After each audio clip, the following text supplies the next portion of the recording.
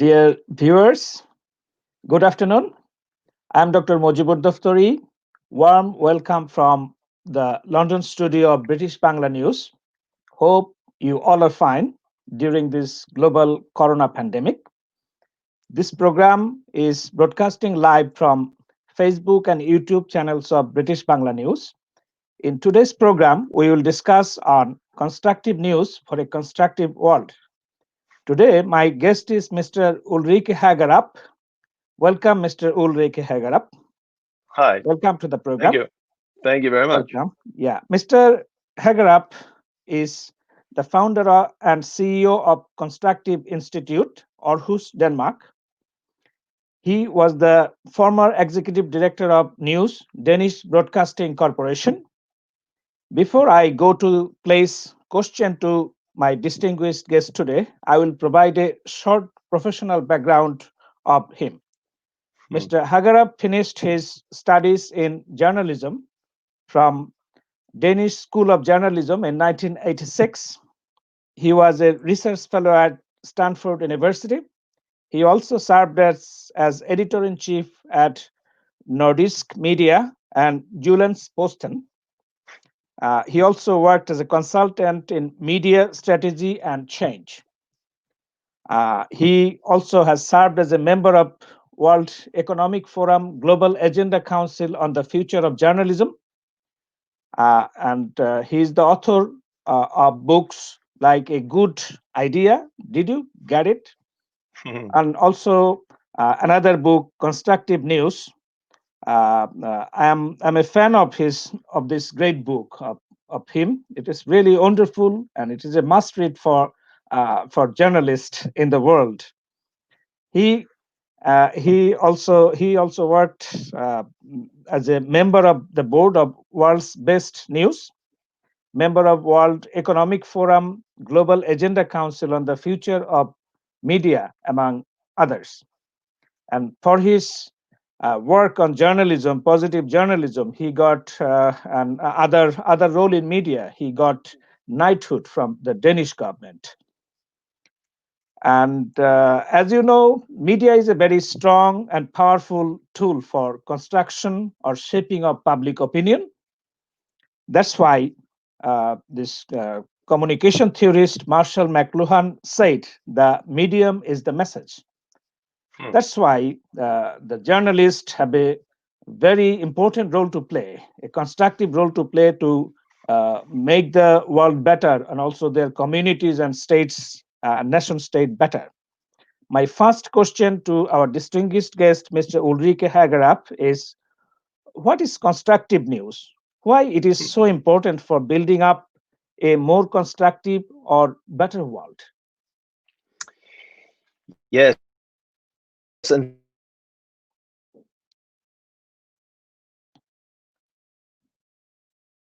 Yes, it seems version of journalism. It's not the kind of journalism where you ignore problems and paint the sky blue. It's not positive journalism or happy news or fluffy news. It's basically just a word for discussing how can we improve journalism and help society. And you are so old like me. Maybe you're not so old, but you're my generation. So you can remember when people started in journalism to talk about investigative journalism. And that was in the late 70s, early 80s. And the reason why people started doing that was because journalism was not doing a good enough job. We were putting our names on bylines. We were handing the microphones to people with power. And we were not really asking the right questions to them and not giving them the best obtainable version of the truth. So people came up with this idea of investigative journalism. A lot of people were against that at that time because every journalism is investigative, otherwise it's not. But the thing was, it was not investigative. It was not really doing what we were supposed to do for the public. The same thing with constructive journalism. Isn't every journalism constructive? Meaning have a clear purpose and rebuilding purpose of society, a beneficial purpose? And no, that's the case. Journalism is not always that. When we journalists talk to each other, and we often do, then we often reassure ourselves that we go to work every day and just do stories about important stuff, and we just do everything we do is to do good for society.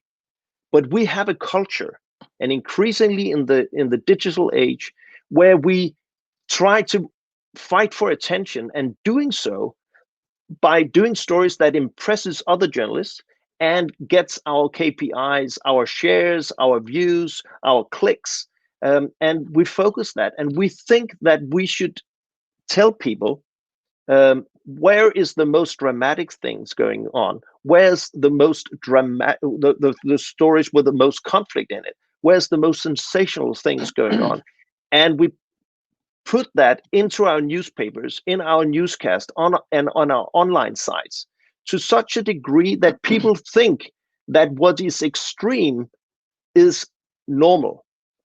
And why is that important?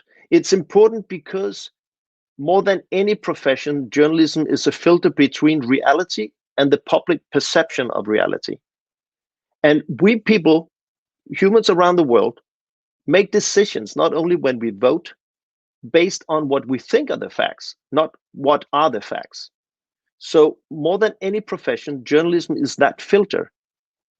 And so what we decide to focus on paints the picture inside people's minds about how other people, how the surroundings of me, and how's the world going. And if we in the news business have a culture where we focus on everything that is extreme, then people get a wrong picture about the world. They think it's more fearful. They think that crime rate is going up when it's actually going down.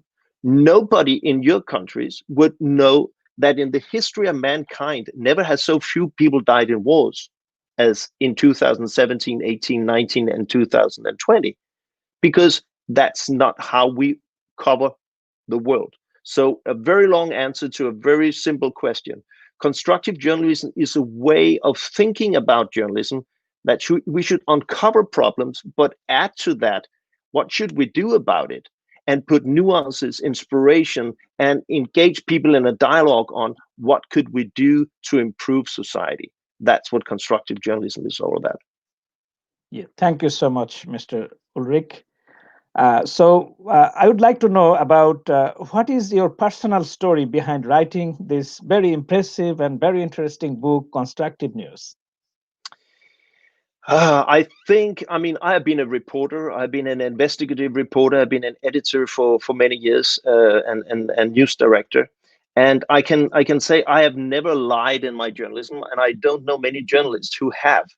But I have done stories that were painting a wrong picture, but it was a good story. It was not wrong, but it was not right. And my ambition was not always to do it right. And when we did a newscast, when I was news director at DR, I remember about a year in after I've got my job, I was at home watching the news channel of my family, and I was just watching it as a normal viewer. And it was stories about politicians quarreling. It was about a court case about some suicide bomber. It was about killings. It was about things that had gone wrong. It was about crime. And in the end, there was finally the weather. The rain continues. And I remember I was sitting there thinking, I have to flush myself out in the toilet. The world is terrible. And I was starting thinking, what was wrong with that news program? And the thing was, there was nothing wrong with any of the stories. They were well told. Any of the stories were true. It had happened. It was also important. But was that news program a result of our ambition in the newsroom to really give people the best obtainable version of what has gone on in Denmark that day and the world? Or was it the result of our culture, our thinking that a good story has to be a bad story, has to be dramatic, has to be full of conflict? And that's what painted the picture inside people's minds in Denmark, that everything is going to hell, pardon my French. So I think that news, that evening, that Friday evening in 2008, made me think something is fundamentally wrong. And this is not about facts. It's not about misinformation. It's about our culture. It's about my way of thinking about my profession, going to work every day. Why do I do it? Which stories do I tell? What do I focus on? And what's the consequence of me doing so? Am I doing good for society, or am I trying just to do good for my ratings? So I think it started there. Okay, thank you so much. In your book, you mentioned that in media there is an inherent bias towards negativity, conflicts, drama, crooks, and victims. Mm. Uh, in in in that book, you also liken those with kind of pornography. In what ways those endangers these democratic institutions, this negativity? One of many things. One was I talking about before, that it gives people a screwed picture about the world. They get more fearful that they have to, and it actually have a tendency that we give the microphone to the most loud in the public debate, the most rude, the person with no boundaries, the ones criticizing everybody else, and the one with most likes on Facebook. And so basically, that kind of thinking, this kind of media focus, leads to populism. That was actually what got Donald Trump elected. That, in combination with algorithms on social media that basically did the same thing, enhanced stories that generated anger and bad emotions. So algorithms of social media is also part of this, but I can't do much about that, but I can do something about myself. I can, or that's difficult enough, but I can try, and I can try to talk to my colleagues and colleagues around the world about how can we do this? How can we create a link? Because one of the results of this is that it has become socially acceptable around the world among people to say, I don't want to watch it anymore. News programs, I don't want to have my kids see it. I don't want to read the newspaper. It depresses me. Then I can just, it's much better watching Netflix series day in and day out, or play PlayStation games, or updates from my closest friends on social media. But that's terrible if people are leaving news, and they are. News avoidance is a big thing around the world, especially in the United States and a lot of places in Europe and Australia. People are turning their backs on news. And if we do, we are not informed. And we need, in our democracies, informed public. And we need journalists to try to give a fair and balanced view, not to use journalism as activism or try to manipulate people to think the way we think, because that's not journalism, that's politics. And we should stay out of that. And there's too many news organizations focusing on sensationalism, too many news organizations that provide people views instead of news. And you can see in the United States what it does bad for a society. You have Fox News, where at Fox News for 4 or 5 years now, no Democrat person has ever thought a decent thought if you watch Fox News, with the result that CNN is doing exactly the same thing and has ever done anything decent. So you have two kinds of truth in the United States, meaning the country is so polarized. And the role of journalism is not to dig the ditch deeper, it is to uncover the problem, give people the facts, the nuances, and then try to balancing and sometimes bridge build in society. Also tell stories about the other side that doesn't demonize people.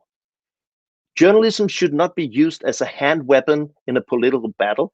It should be the most important tool in a democratic society. And if we forget that, because of this business school logic we have, or this Watergate syndrome we have, where we think the only good story is a bad story, a story that can tip somebody with power, which is sometimes also very important, then we don't do society a favor. And we need to rethink journalism in order to help democracy, basically. And democracy, we cannot take it for granted. Yeah, thank you so much. As the founder and CEO of Constructive Institute, what is your vision for building a constructive world through constructive news or constructive journalism? I think it's important to understand that I don't think any journalist really should claim that we are brighter than everybody else and we should decide how the society should look in the future. That's not our job. Then we should enter into politics or claim that we're activists, and that's fine. But don't call yourself a journalist. If you're an independent journalist working for the benefit of people, you should be that third place in the debate where people should see you as an authority, and you become an authority if you know what you're talking about and if you put public good above your own self-interest. And that's the problem with a lot of politicians, institutions, and media institutions as well. People do not see that we know what we talk about to high enough degree, and they do not think that we put public good about our own self-interest. People find that politicians say whatever in order to get reelected. They think that news media is basically just trying to get the eyeballs of people, the clicks and the likes and the attention, or they think that we try to manipulate them to think the way we think about the world. That's not authority. That's destroying credibility and trust. And we need to realize that and come back to values that say we have to give people the best obtainable version of the truth in order for them to make up their own mind. So the vision is that constructive journalism is a way of, you can call it some kind of sustainable journalism. What is sustainability? Remember many years ago, some hippies ran around and said the way we produce food, maybe not good. We treat the animals in a wrong way. We treat the soil and the future, use too much chemicals and whatever. And they started, we have to do it differently because we're not doing good. And what started as a hippie movement actually has become a $1 billion industry in Denmark. Denmark is actually the country in the world where per capita people are spending most money on organic food. What can we learn in journalism from that? If we want to be sustainable, if we want to be responsible in the way we filter the world for people, how do we do that in another way? Can we orchestrate a debate without creating a boxing ring with a blue corner and red corner and box and please go on boxing because it's entertaining? Can we ask people to go in a debate not only with their mouth but also with their ears? Could we ask a question? What did she just said that you agree on? Is there any compromise here? That's other questions. Is that what is your comment to the fact she just called you stupid? So where we enhance the conflict. Thank you, Mr. Ulrich. Is attraction to negativity in news the result of human psychology, or it is the result of poor quality of education? I think actually it's a cynical knowledge in our profession about the human DNA. I mean, from the Stone Age, we all know that people actually would die if they were not constantly being aware of potential. Might be a saber jumping up and kill your child, right? So each time there's something, you're constantly alert. And we do that all the time. We tap people on the shoulders and you have to watch here. There's breaking news there. There's a fallen tree in Indonesia. There's a flooding in Bangladesh, and there's shooting here and a burglar there, and watch here. So very cynical, we're using that method, that DNA, to get attention from people.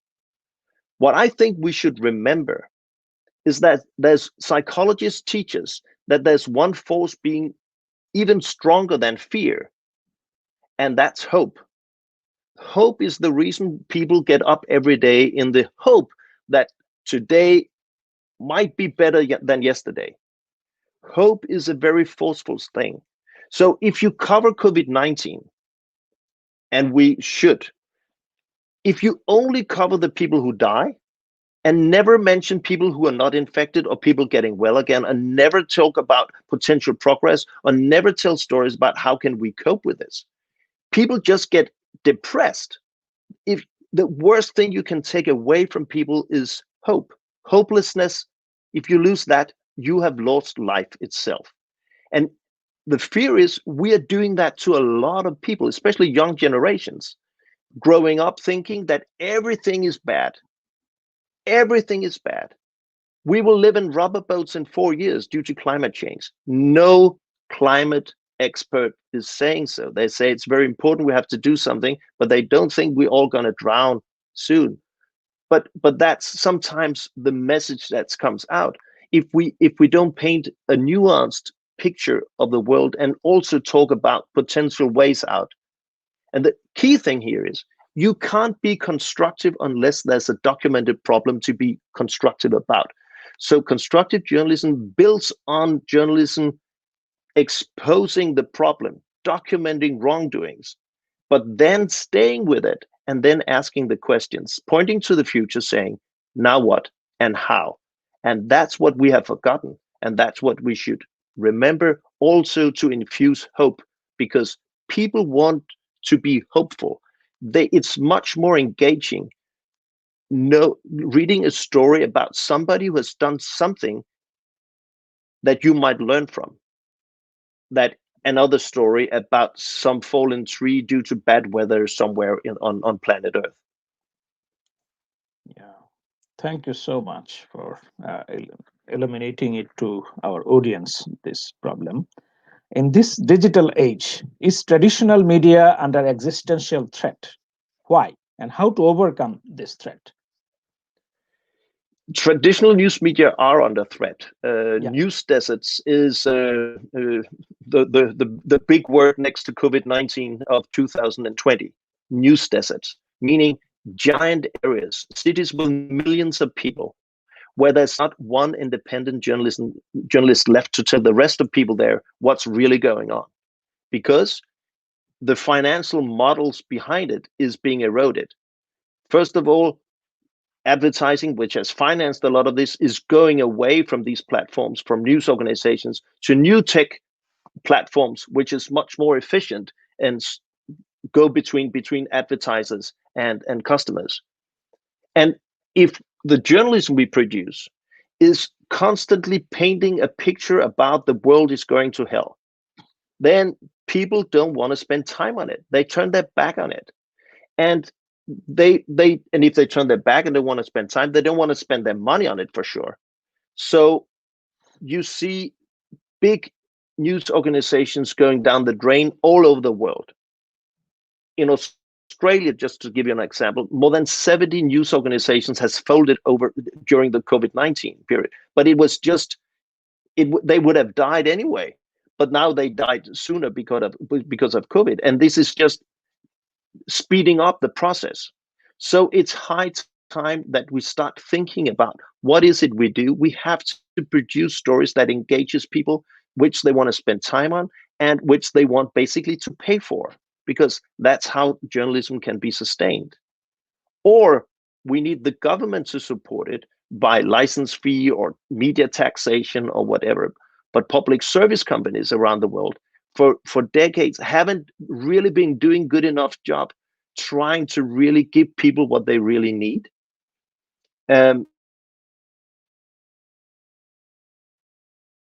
Sometimes government and not being trusted by people, sometimes being too political correct. So both in the private and public sector, journalism needs to dare standing in front of the mirror and take the consequence of what we see. And if you do as you always have done, you probably end up with the result you always gotten. And the results we have right now are not very good. So we need to rethink. And the good thing about this is that if we realize that we might be part of the problem of the trust meltdown in democracies, we have to understand, and people out there have to understand, we have to be part of the solution, because who should else tell you the truth about what's going on? Could you reckon if the news organization is going bankrupt, it's not there anymore? Can you make sure that you will get the truth from the banks, from the insurance companies, from the interest groups? Do you think you'll get it from the church? Will you get it from politicians themselves? Not necessarily. You have science and you have journalism. Institutions in society being there because our job is to put trusted information into the public sphere. And if we don't do it, we better have to start doing it. Thank you so much. Thank you so much. It's really amazing. What is solution focused news? How constructive stories can promote this kind of news? When we talk about constructive journalism, it's basically an umbrella about three things. One of them is solution focused journalism. It's about a good story, can also be a good story, can be inspirational. If we have a problem here, has anyone done anything to solve it? And what can we learn from that? That kind of reporting. That's 1/3 of it. Another third of it is trying to combat the traditional that we angle any story on either the white or more likely the black. But what about the 50 shades of gray in the middle, all the colors? How do you do stories about nuances? When we do stories, about COVID-19, yes, tell us about people who are dying, about being infected, but also tell us about people who. Can you unmute, please? Can you unmute your phone, microphone? Sure. Yeah. Thank you. So this is the second thing. This is nuances, not angling only on the white or the black, but all the shades of gray in the middle, or the colors in the middle. How do you do that? That's the second thing. The third thing is, can we use our pen, journalistic pen or microphone, as something else than only a dagger trying to stab people? Could we use this as a conductor stick, where we ask people to listen, where we try to facilitate a debate about potential solutions to the challenges facing all of us, engaging people in a dialogue, involving people. What do you think? Do you have an idea? What have you heard? What can we do? In COVID-19, news organizations experienced that people really liked when news organizations were a go-between between experts, decision makers, and the public. When we do that, we do good for society, and that's what we remember. But all three is constructive journalism. Solution journalism is 1/3 of it. Yeah, thank you so much. In your opinion, what are the characteristics of an ideal journalist? An ideal journalist is one with a brain and a heart and two eyes, not only one, seeing the story that he or she has decided to be confirming during research. It's a person that is run by genuine curiosity. I mean, I want to really know what this person is all about. I really want to understand this subject. I want to see it from both sides. I try to leave my biases at home. I'm really curious. I want to know. I don't have my pre-recorded opinion in my mind. I try to take it out, because that's what professional journalists should do. You can be objective, but you can strive to be. That's the essence. So curiosity, brain, and good heart. 2 eyes. Thank you so much. Thank you so much for your beautiful answer. And my next question is: media has a role. It can malign people. It can also promote people. In Western, European media, there has been Could you repeat it again, please? Okay. You fell out here. Okay. So the question is, media portrays people in good light or bad light, and in Western countries, particularly in Western Europe, in Europe in general, there is a kind of portrayal of immigrants as violent, rapist, idle, less educated or less skilled people. This kind of stereotypes, and Nordic. Yeah, I do think there is. And it is a very complicated matter, and news media and political parties have not been very good at this. But in two ways. If you go to Germany, for instance, 73% of all Germans do not trust traditional news media's coverage of refugees and immigrants. Just imagine that, 73%. And we don't talk about Bild Zeitung, we talk about Frankfurt Allgemeine, ZDF, the leading, very, very good journalists. And why is that? And we see it also in the Nordic countries. We see it a lot of places. We see it in France. So the job of journalists, if I was right in what I said before, covering immigrants, what's the job of journalism? It is not to paint a picture of immigrants in a certain way. Don't portray every immigrant as a potential terrorist if that's not the case. But don't hide the fact that there are also problems due to the fact that people with a different culture background and religious background come into cultures and are not assimilating or insisting or trying to do new things. It generates tension and problems and options and opportunities. But if you close as a news organization, if you close your eyes to also the problems, which has been the case in many news organizations, that creates myth among people. People think I'm not being told the truth, and sometimes they're not. And other news organizations, they go exactly the opposite direction and tell painting the picture of everybody who doesn't look like me, they are a danger to us, and they are us and they are them. So we have, in order to do good journalism about that, we have to see it with both eyes. Tell people, how are they? How do they look? Where do they come from? What are their aspirations? But of course, it's also interesting if a lot of people come to a country and say, I think my religion is more important than your law, for instance. That's tension, and you have to have a debate about that.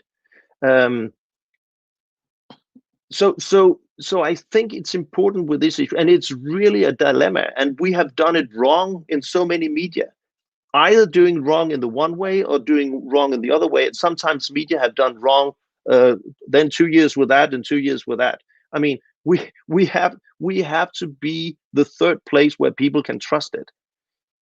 Tell people about all the people who is not getting a job, who are on social welfare. Tell the stories of people who don't want to integrate, who basically don't want to be part of our society. But also tell the stories of all the people who actually do, Exactly. who benefit society. All the industries that will fall apart if there were not immigrant people doing all that job. All these immigrant girls now becoming doctors or engineers, or all these stories that are fantastic stories. Tell the story that Steve Jobs was an Iraqi immigrant coming to United States. And immigrants has been behind some of the biggest inventions, including the COVID-19 vaccine in Germany, made by Turkish immigrant workers. I mean, let's tell those stories too, but let's not ignore the stories of extremists. But let's tell, because there are Muslim extremists, does that mean that any Muslim person is an extremist? No, it's not. Yeah. Because full Muslim is an extremist, should we then stop covering the extremist? Because if we do, a lot of people say we're not being told the truth. And our job is to give people the best obtainable version. So it's a very long answer to your question, but it's very complicated. And we just have to be straight in journalism, saying we're journalists. We are not politicians. We are not activists. We are not here in order to say we need to have more immigrants or we need to get all the immigrants out. That's not our job. We're journalists. Yeah. Thank you so much for very illuminating answer what you gave. I mean, East-West synthesis created brilliant minds such as Mahatma Gandhi and Rabindranath Tagore, the writer from Bengali writer. They were students or migrants in Europe once. How do you see the West and the East? What values they represent in your opinion, and what are the key barriers to East-West cooperation at this moment? Many questions, though. I think there's a lot we can learn from each other, and let's talk about not your country, not my country, but let's talk about, say, the African continent. If you ask people in Bangladesh or if you ask people in Denmark about what do you think when you think about Africa, what do you think they will answer? They will talk about starvation, right? They will talk about people dying. They will talk about civil war. They will talk about Ebola. It will talk about hopelessness, because that's the picture we have created by reading, watching news about Africa for decades. Because no news organization sends news crews to Ethiopia to do the story about the growing middle class. Exactly. You never send news crews to Rwanda and Burundi to talk about how power is changing due to democratic elections, and the prosperity is growing and a lot of opportunities and new industries coming up. You don't do that. We send news crews to Mali to cover the civil war. We go to Ebola country if there's a scandal there. We do stories about HIV. We do stories about starvation if we can get Red Cross to pay for a flight ticket to a refugee camp. And of course, we should cover that as well. But if we don't cover the other thing, people have a wrong picture about Africa. And the worst thing is that people in Africa, thinking that journalism is the way we do it in the Western countries, is the way they should do it. So they also they cover hopelessness or stupid entertaining story in order to attract advertising. So no wonder if you are a 26-year-old healthy guy in the middle of Africa thinking, looking around, watching his phone on news about his own country, thinking, my future is not here. My future is somewhere else. Let me get on a rubber boat and get out of here. Yeah. So I think we need to get a realistic picture about each other. And I remember once when I was news director, there was a news crew going to Pakistan. It wasn't Bangladesh, but it was Pakistan. And I remember we talked about, could you do a story about how do people in Pakistan eat breakfast? I mean, do they sit on the floor? What do they eat? Because we never saw pictures of anything but skinny cows and suicide bombs and civil war with India, or a war with India, or starvation or violent demonstrations or whatever. But is there a normal life in Pakistan? The truth was we didn't know. And we have to cover that, because that's what journalism can. We can tell stories about not only about us, ourselves, but other people. And why is that important? Because both in your own country and international, if you don't know about other people, you don't care about other people. And if you don't care about other people, there's no solidarity. And that's not a word of ideology, it's just the fact of life. And if there's no ideology, we don't have a society. And we live in a globalized world. We cannot solve COVID-19 alone. We cannot solve the climate crisis alone. There are so many things we can only solve together. And we need to know about each other and not only stereotyping each other all the time. Because then conversation stops. And if the conversation stops, then tension builds up. I want to hit the other person, right? Yeah. Okay. Thank you so much. And is there a limit of freedom of expression in your opinion? If so, what is the limit, and where is the limit?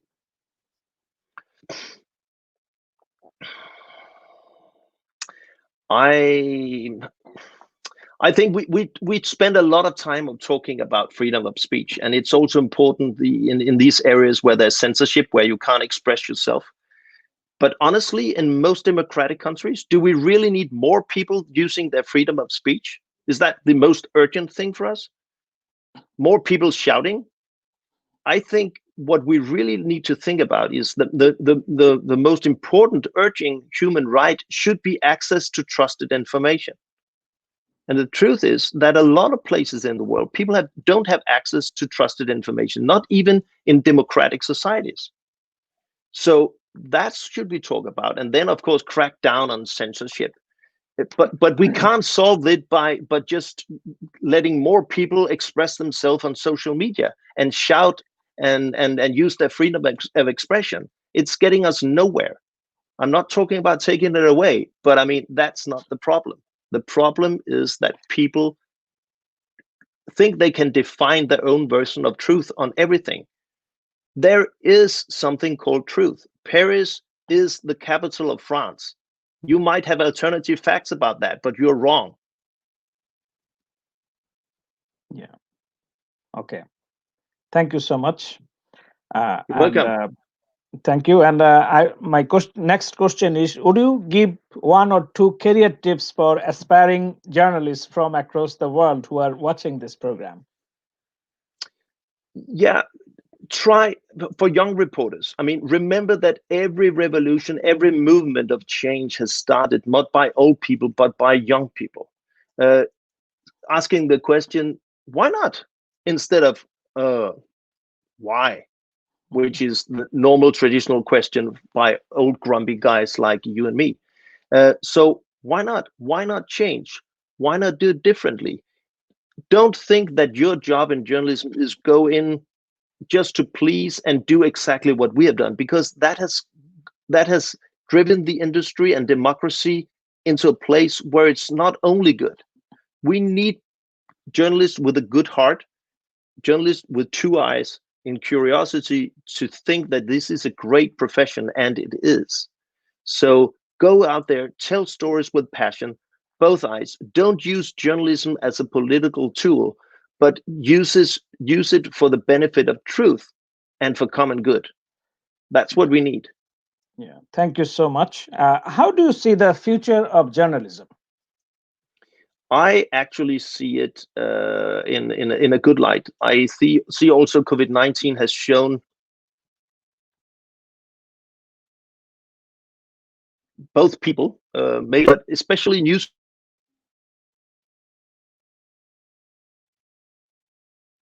Yeah.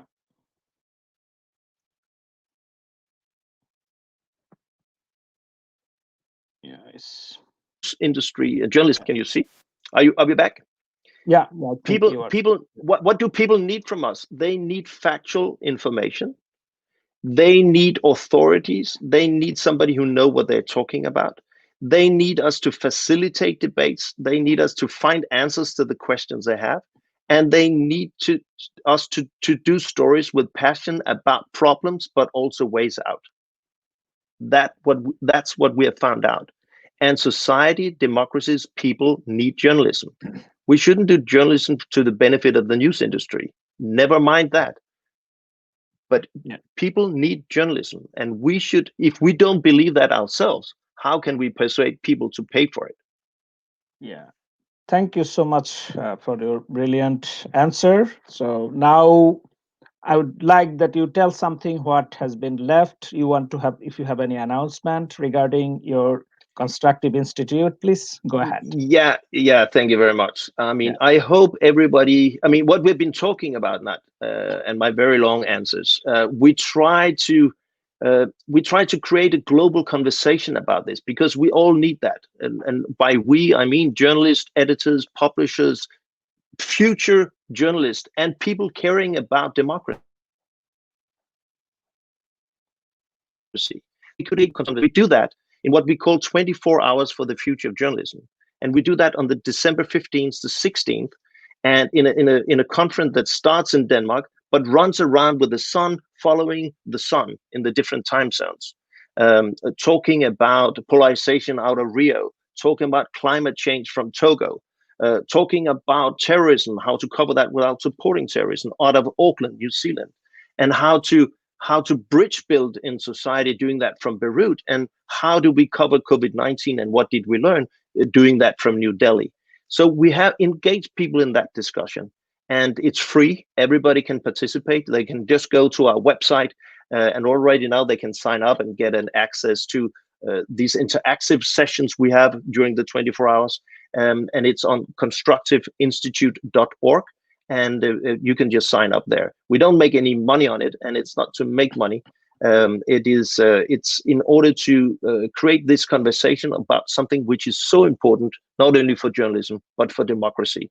How do we make sure that we are not only part of the problem, but also part of the solution? I think due to some technical difficulty, was it a seminar or something? Something dropped.